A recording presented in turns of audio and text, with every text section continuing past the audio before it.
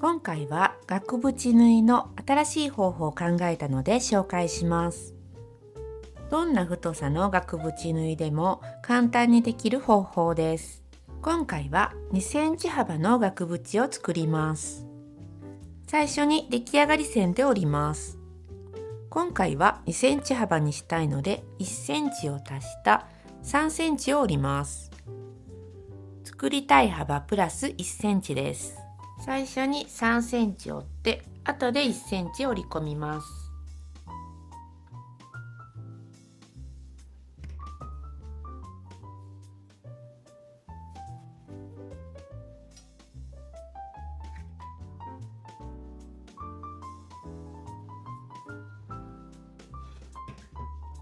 次に布端を1センチ内側に折ります。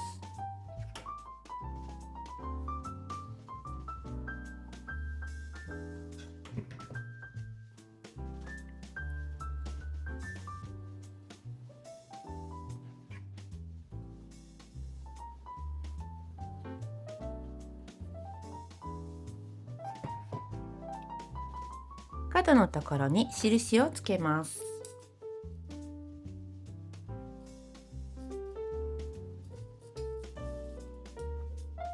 バツ印です。角をバツ印に向かって折ります。手で折り目をつけて折り目を切り取ります。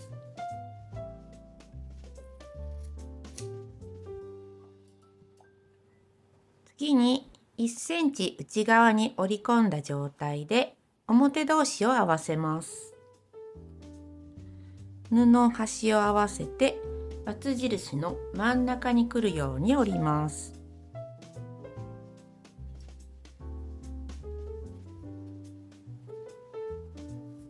布の折り目を上にして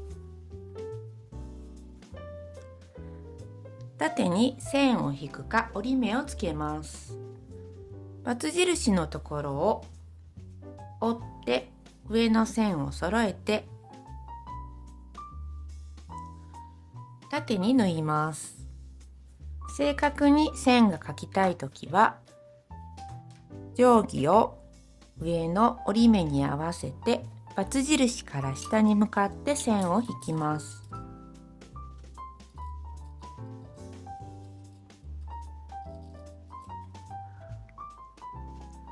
線の上を縫います。1センチ折ったまま縫います。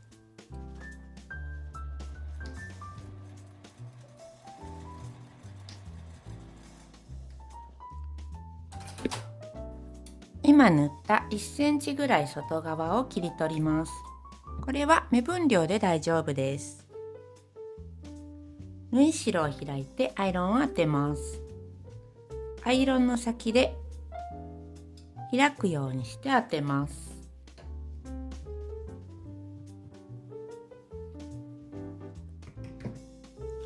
表に返します。返す時に角出しがある方はこの袋状になったところに角を入れます。指で押さえてそのままひっくり返すと角がきれいに出ます。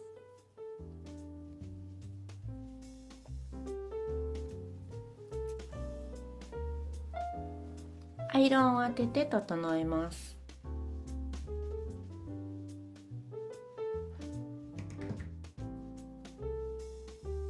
慣れた方なら1センチ折って合わせて縫う時に真ん中を合わせたらこの上のラインをミシンの横ラインに合わせてまっすぐ縫うと良いです。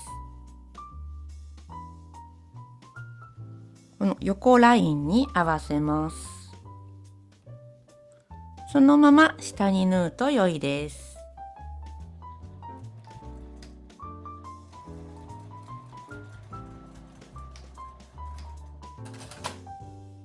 セリアのカットクロスとカラー接着芯を貼ったものを額縁縫いするとこのようにしっかりしていて綺麗なコースターを作ることができます。